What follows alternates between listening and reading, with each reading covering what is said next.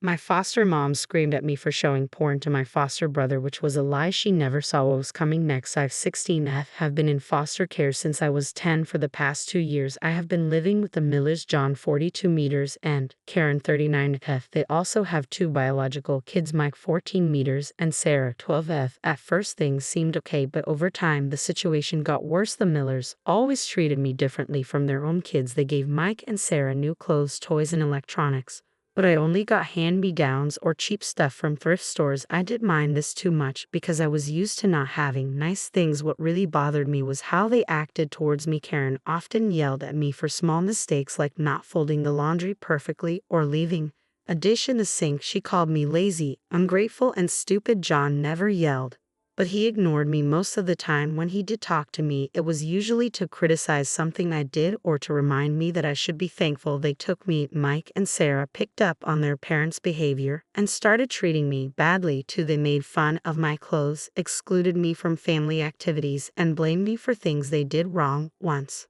Mike broke a vase while playing ball in the house, but he told his parents I did it. I got grounded for 2 weeks and had to do extra chores as punishment. School was my only escape. I did well in my classes and had a few good friends. My teachers seemed to like me and I felt normal there, but coming home was always hard. I feared walking through the door, never knowing what I'd be yelled at for that day. The worst part was during meals. The Millers often had nice family dinners with good food, but I wasn't allowed to eat with them. Karen would make me a separate meal, usually something cheap and basic like plain pasta or a sandwich. I had to eat alone in the kitchen while they enjoyed their meal in the dining room. They said it was because I was ungrateful for the food they provided, but I never complained about the meals. I tried really hard to please them. I did all my chores without being asked, got good grades, and never talked back, but nothing seemed to make them happy. Karen would find something to criticize. No matter what I did, would just sigh and shake his head like I was a huge disappointment. There were some really bad incidents too. Once I got sick at school and threw up. The nurse called Karen to pick me up, but she refused. She said I was probably faking it to get attention. I had to sit in the nurse's office all day with a fever until John finally came to get me after work. When we got home, Karen yelled at me for disturbing everyone. Another time, Sarah stole money from Karen's purse. When Karen noticed the missing cash, she immediately accused me. I told her I didn't do it, but she didn't believe me. She searched my room and went through all my things. She didn't find the money,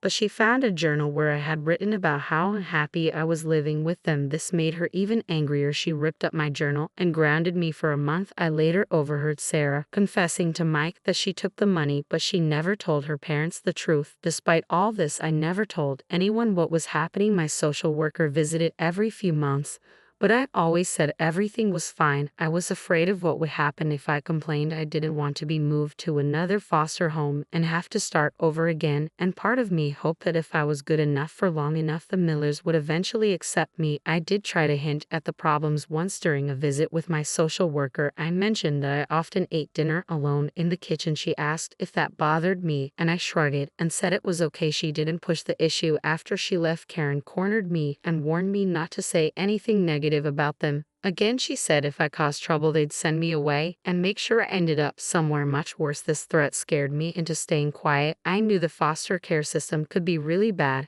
and I was afraid of ending up in a worse situation. At least with the Millers, I had a roof over my head, food to eat, and could go to a good school. I told myself it wasn't that bad and I could handle it until I turned 18 and aged out of the system. But recently something happened that made me question everything. My English teacher, M. Thompson, assigned a personal essay about our lives. I wrote about my experiences in foster care, including some of the things the Millers did. I changed the names and some details, but it was basically true. My teacher was really concerned. After reading it, she asked me if I was okay and if I needed help. I panicked and told her it was just a story I made up. I don't think she believed me, but she didn't push it. Now I'm worried my teacher might report something to child services. Part of me hope she does because I'm so tired of living like this, but I'm also terrified of what might happen. What if they investigate and decide it's not bad enough to remove me? The Millers would be furious and things would get even worse. Or what if they do remove me, but I end up somewhere even more terrible? I feel guilty for not speaking up sooner. Maybe if I had said something when the problems first started, things could have been fixed. Now it feels like it's too late. I'm also worried about Mike and Sarah. They're not bad kids, they just copy what their parents do, If I report the Millers, it could mess up their lives too. I don't know what to do. Should I finally tell someone the truth about what's been happening, or should I keep quiet and try to tough it out for 2 more years until I'm 18? I feel so confused and conflicted. I can't talk to my friends about this because I'm embarrassed and afraid they'll think differently of me if they know the truth. I can't talk to any adults because I don't trust them not to report things, and I'm not sure if I want that to happen or not, so I'm turning to Reddit for advice. Should I speak up now or just try to get through the next 2 years? What would you do in my situation? Edit. Wow, I didn't expect so many responses. Thank you to everyone who took the time to read my posts and offer advice. I'm reading through all the comments and thinking hard about what to do. To those asking why I have run away, I've thought about it, but I'm scared of ending up on the streets or in an even worse situation. And to those saying this post is fake, I wish it was. I know my situation isn't as bad as what some foster kids go through, which is partly why I've been unsure if I should say anything, but reading your comments is helping me realize that what the Millers are doing isn't okay, even if it's not the worst case scenario. I'm going to seriously consider talking to my social worker or a school counselor. Thanks again for all the support and advice. Update. Hey everyone, it's been about a month since my original post and a lot has happened. I'm writing this update from a new safe place. Here's what went down. About 2 weeks after I made my first post, I was in my room listening to music with my headphones on. It was a rare, peaceful moment. Suddenly, Karen burst in looking furious. She yanked my headphones off and started yelling at me. I was confused at first because I couldn't understand what she was saying. When I finally got her to slow down, I realized she was accusing me of corrupt Mike. I had no idea what she meant. I asked her several times to explain what she thought I had done. Finally, she told me that she had caught Mike watching porn on his computer. Apparently, when she confronted him, he told her that I was the one who showed him that stuff first. I was shocked. I had never done anything like that. I tried to tell Karen that Mike was lying, but she wouldn't listen. She kept screaming at me, calling me disgusting and saying I was trying to ruin her family. I started crying and pleading with her to believe me. John came in, attracted by all the noise, told him what Mike had said, and he joined in yelling at me. They were both in my face, screaming and threatening to call my social worker to have me removed. I was sobbing and trying to defend myself, but they wouldn't let me get a word in. Just when I thought things couldn't get worse, I heard another voice. I looked up and saw my English teacher, Miss Thompson, standing in the doorway. She had a shocked expression on her face. Next to her was a woman I didn't recognize, who I later learned was a child welfare officer. Everything happened really fast. After that, Miss Thompson asked what was going on, and Karen started ranting about how I had shown Mike pornography. The welfare officer asked me if this was true. Still crying, I managed to say no, and that I didn't understand why Mike would lie about me like that. The welfare officer asked John and Karen to step out of the room so she could talk to me alone. They refused at first, but she insisted. Once they left, she asked me to tell her everything. At first, I was hesitant. I had kept quiet for so long that it felt wrong to suddenly spill everything, but Miss Thompson encouraged me, saying that my essay had worried her enough to report her concerns, and that's why they were there. So I told them everything. I talked about the separate meals, the verbal abuse, the unfair punishments, and all the other things I had put up with. I showed them my shabby clothes compared to Mike and Sarah's nice ones. I even mentioned my original Reddit post, though I didn't tell them the username I used. The welfare officer took a lot of notes and asked me many questions. She was especially concerned about the threat Karen had made about sending me somewhere worse if I complained.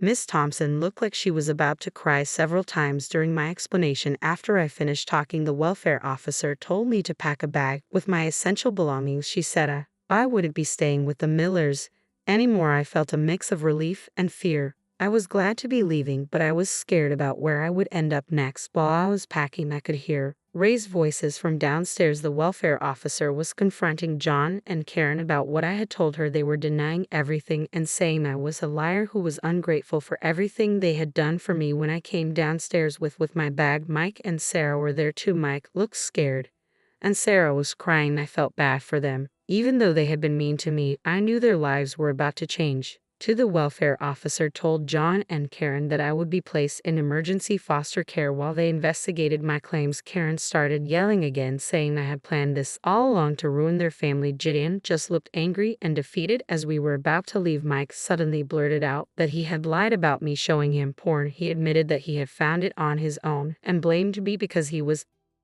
scared of getting in trouble. Karen looked shocked, but she still glared at me like it was somehow my fault. The next few days were a blur. I was placed with an emergency foster family temporarily. I had to talk to more social workers and even a police officer about my time with the Millers. It was exhausting having to tell my story over and over, but I also felt relieved to finally be honest about everything. I found out that Miss Thompson had been worried about me for a while. My essay wasn't the only thing that had concerned her. She said I'd often seemed sad and withdrawn at school, and she had noticed that my clothes were always worn out. When she read my essay, she felt she couldn't ignore her concerns anymore and decided to report them. About a week after I left the Millers, I got some surprising news. Miss Thompson had applied to become a foster parent. She asked if I would like to live with her once she was approved. I was amazed that she would do that for me. I said yes immediately. It took a couple of weeks for everything to be arranged, but now I'm living with Miss Thompson. It's only been a few days, but already it's so different from living with the Millers. She's kind and patient, and she actually seems happy to have me around. I have my own room, and she took me shopping for new clothes for the first time in years.